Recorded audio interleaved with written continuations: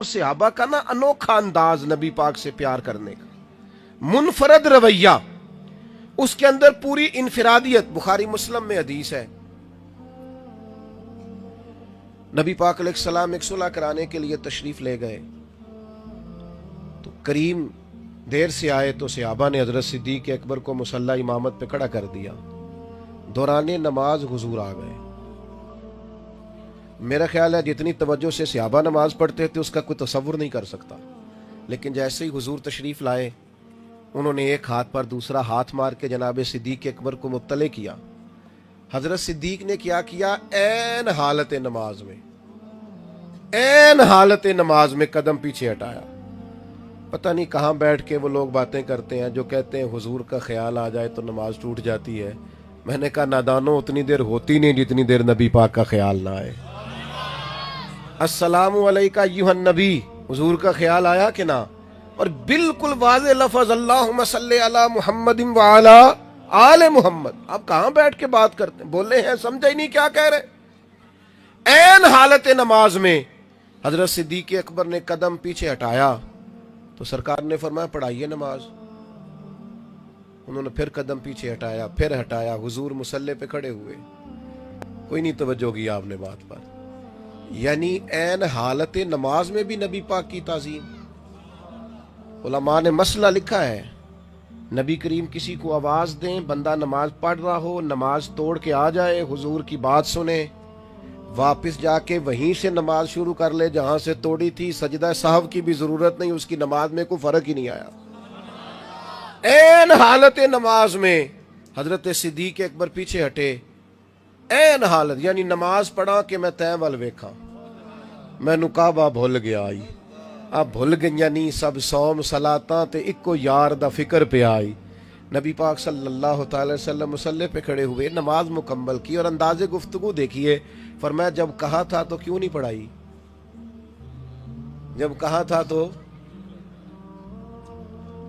لوگ کہتے ہیں وہ فلانا حکم بھی تو ہے نا، تو حکم تو ہوا تھا، جب کہا تھا تو کیوں نہیں پڑھائی؟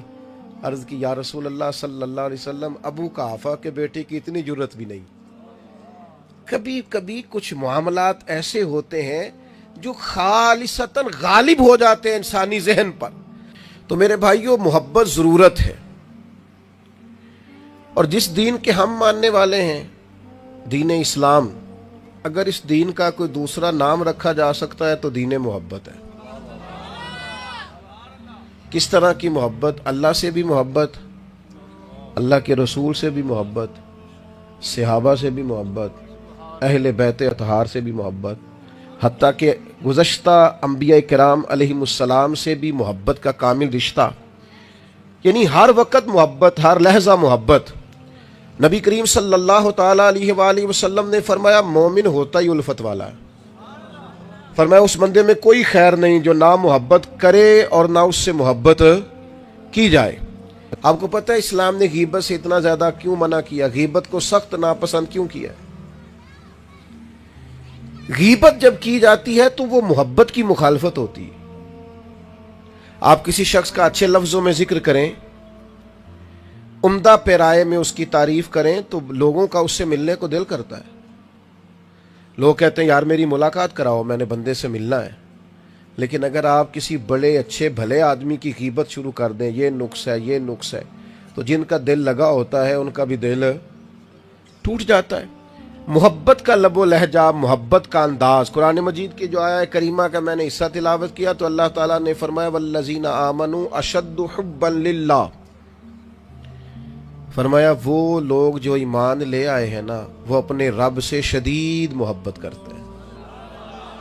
یہ شدید محبت کو عشق کہتے ہیں۔ پھر یہی محبت مکمل ہوتی ہے جب نبی پاک سے محبت ہو۔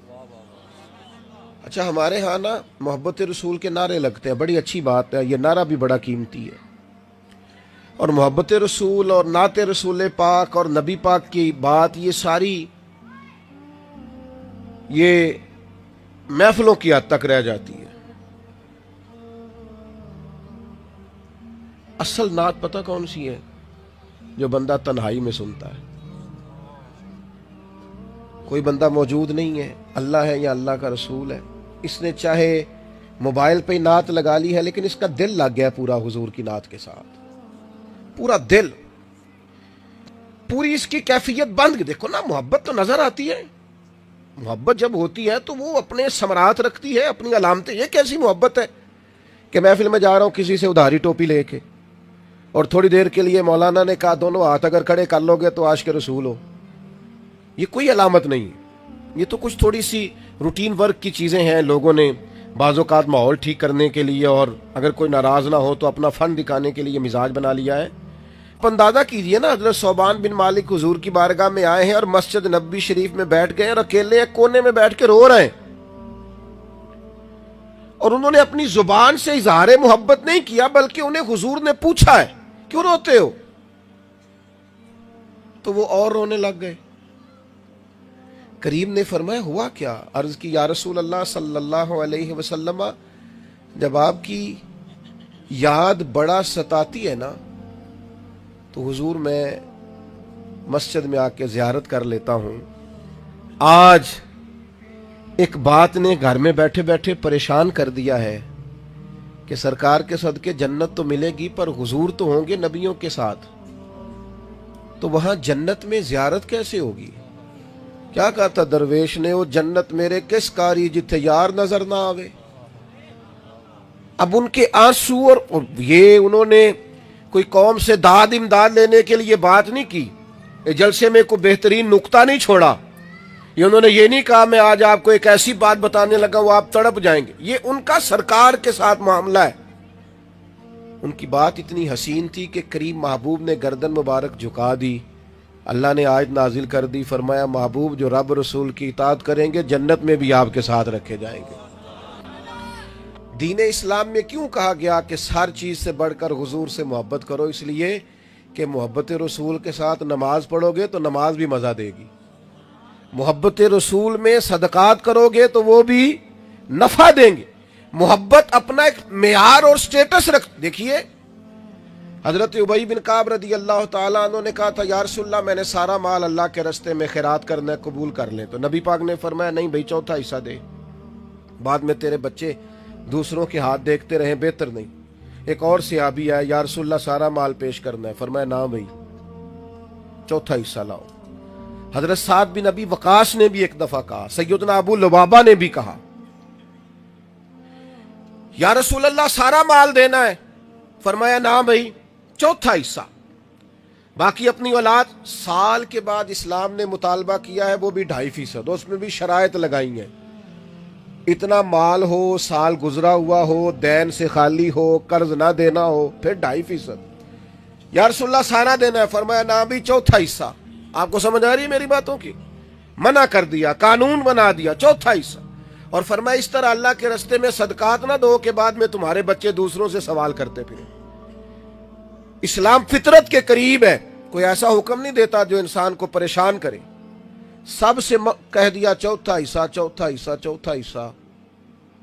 حضرت صدیق اکبر سارا لے آئے، اور اتنا لائے کہ وہ جو کپڑے انہوں نے پہنے تھے نا وہ بھی اتارے، ٹاٹ کا لباس پہنا، یعنی تینوں لب دیں آپ گواچے، سانو اپنی خبر نہ کوئی، ساتوں تے پارے نہیں ککھ گلیاں دے، تے سانو آخ دے لوگ شدائی شدائی۔ وَإِذَا قِيلَ لَهُمْ آمِنُوا كَمَا آمَنَ النَّاسُ قَالُوا أَنُؤْمِنُ كَمَا آمَنَ السُّفَهَاءُ۔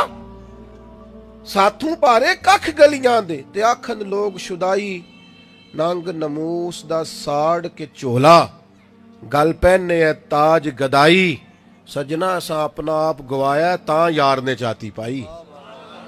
سارا لے آئے، ان سے نہیں فرمایا چوتھا حصہ لاؤ، فرمایا تیرا سارا ہی قبول ہے۔ اور جناب عمر رضی اللہ تعالیٰ عنہ فرماتے ہیں، یعنی لہجہ ہی اور تھا، سوال میں ہی بڑا فرق تھا۔ مجھ سے حضور نے پوچھا کیا لے کے آئے ہو، اور جناب ابو بکر صدیق سے پوچھا بھلا گھر کیا چھوڑ کے آئے ہو۔ سوال میں بڑا فرق تھا۔ محبت ہوتی ہے تو رنگ ظاہر کرتی ہے اپنا، اس کی کیفیات بدل جاتی ہیں، انداز کچھ اور ہو جاتا ہے۔ ہم نے محبت رسول کا معنی نہیں سمجھا، ہم نے سمجھا یہ ایک مخصوص جلوس نکالنے کا نام ہے، یہ مخصوص لوگوں کا وتیرہ ہے۔ یاد رکھنا دین کی روح حضور کا پیار ہے، دین کی اصل نبی پاک کا پیار ہے۔ میں ایک دفعہ ملتان سے آگے ایک ابھی بھی ان سے ہمارا بڑا پیار ہے، ماشاءاللہ 2-3 فیکٹریاں ان کے پاس ہیں، اللہ نے وسائل دیے، تو مجھے دعوت دینے آئے، میں ان کے ہاں چلا گیا محفل میلاد میں۔ میں نے عجیب نظارہ دیکھا، وہ بندہ اتنی بہترین اور اتنی بڑی محفل میلاد سجی ہوئی ہے، اتنے سارے لوگ آئے ہوئے ہیں، لیکن وہ، میں نے کہا وہ کدھر ہے ہمارے میزبان جو دعوت دینے آئے تھے؟ کہنے لگے وہ دیگا کھول لے۔ تو میں نے واقعی دیکھا سارے کپڑے اس کے کام کرنے والوں کی طرح آلودہ اور بڑی اس کی عجیب کیفیت۔ تو میں نے کہا بھیا یہ کیا ہے؟ تو ان کی آنکھوں کی چمک بتاتی تھی کہ کچھ باتیں لوگوں سے داد لینے کے لیے نہیں، وہ کچھ نہیں جی کچھ نہیں پیر صاحب کوئی ایسی بات نہیں۔ تو ان کے ساتھ کھڑے ساتھی مجھے کہنے لگے یہ سب سے تگڑا آدمی ہے اس علاقے کا، لیکن حضور کی محفل کرتا ہے تو دریاں بھی خود بچھاتا ہے، یہ ایک ایک دانہ خرید کے لاتا ہے جو اس نے پکانا ہوتا ہے، یہ ہر اس شخص کی اور کبھی سٹیج پہ نہیں بیٹھا، یہ پیچھے، وہ شہرت سے بچنے والا پیچھے پیچھے رہتا ہے۔ میرا جی چاہتا ہے ساری غزلیں اس پیارے کے نام کرے، اتنی وارفتگی ہے سرکار سے، اتنی محبت ہے کہ پیچھے پیچھے ہٹ کے دور سے نظارہ لینا کہ میں نے اپنے نبی کی محفل سجائی، اسے کسی تصویر کی، کسی فوٹو کی، کسی کمنٹس کی، کسی لوگوں کے تعارف کی کوئی حاجت نہیں رہتی۔ دوستو خالص پیار کیا جائے، انداز اختیار کیا جائے۔ اور یار میرا بیٹا بھی اس دن پوچھتا ہے کہ آج خصوصی لائٹیں لگ رہی ہیں، آج خیر ہے؟ چھوٹے چھوٹے بچوں کا مزاج ہوتا ہے، وہ گھر میں کوئی انفرادی کام ہو تو پوچھتے ہیں آج کیا ہے۔ یہ ہماری نسل نو تک پیغام جائے کہ رسول اللہ کی محبت کس طرح دلوں میں بیٹھی ہوئی، رنگ اور ہو، انداز نرالا ہو۔ ایک صحابی تھے، اچانک نظر پڑی سرکار کے چہرہ نور پر، تو تڑپ کے عرض کی حضور میں قربان جاؤں، خیریت تو ہے؟ تو نبی کریم نے فرمایا 3-4 دن سے میں نے کھانا نہیں کھایا، کھجور پانی پہ گزارا ہے۔ صرف میٹھا کھانا ہی سنت نہیں، فاقہ کرنا بھی سنت ہے۔ صرف مسواک سے دانت صاف کرنا ہی سنت نہیں، دل صاف رکھنا بھی حضور کی سنت۔ ہم نے نا اسوا بھی اپنی مرضی کا، سنت شریعت کا مفہوم بھی لوگوں نے اپنی اپنی مرضی کا بنا لیا۔ یا رسول اللہ صلی اللہ علیہ وسلم کیا ہوا؟ فرمایا 3-4 دن سے کھانا نہیں کھایا۔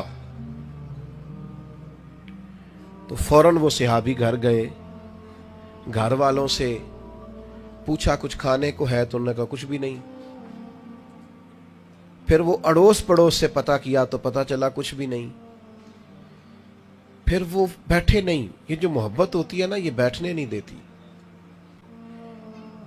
یہ رستہ بھی بناتی ہے۔ صحابی جب گھر سے بھی کچھ نہیں ملا سرکار کو پیش کرنے کو، بظاہر باہر سے بھی کچھ نہیں ملا، تو یہودی کے باغ میں مزدوری کرنے چلے گئے۔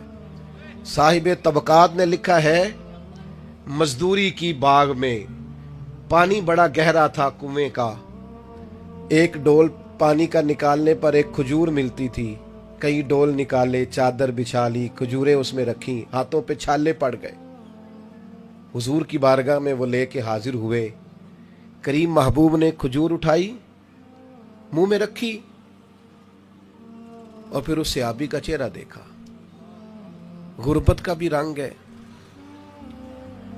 اور مشقت کے بھی اثرات ہیں، اور اندر جو جذبہ ہے وہ روشنی بن کے آنکھوں میں اتر آیا ہے۔